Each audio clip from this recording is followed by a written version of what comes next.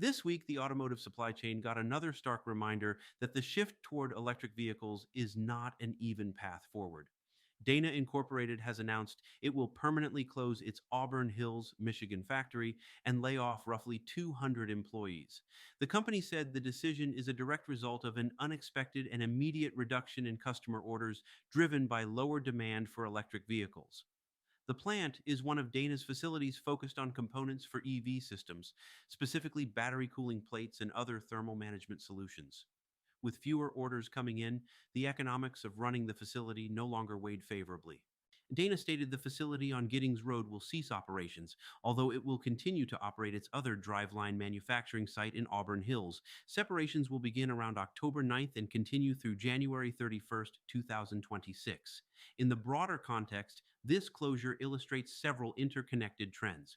First, the EV boom that many suppliers banked on is facing real headwinds. Subsidy changes, consumer hesitancy, and competition are combining to slow growth.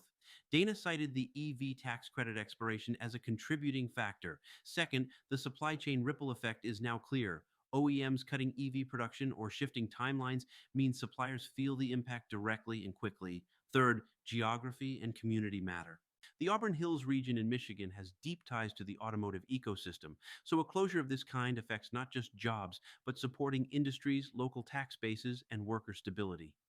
For workers at the plant, this is a challenging shift.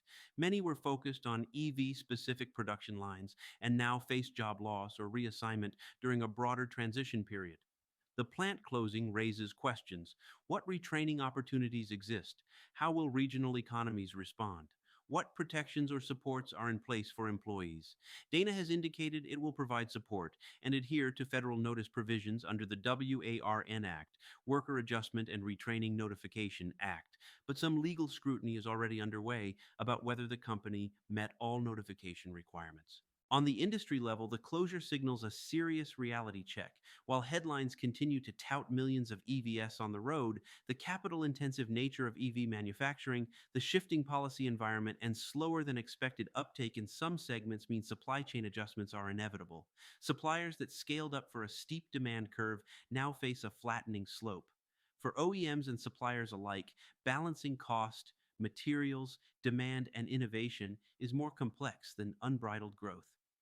Looking forward, several questions emerge.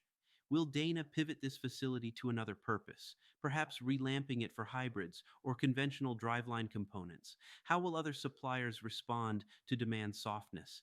Will regions like Michigan, long dependent on auto manufacturing, need fresh economic diversification?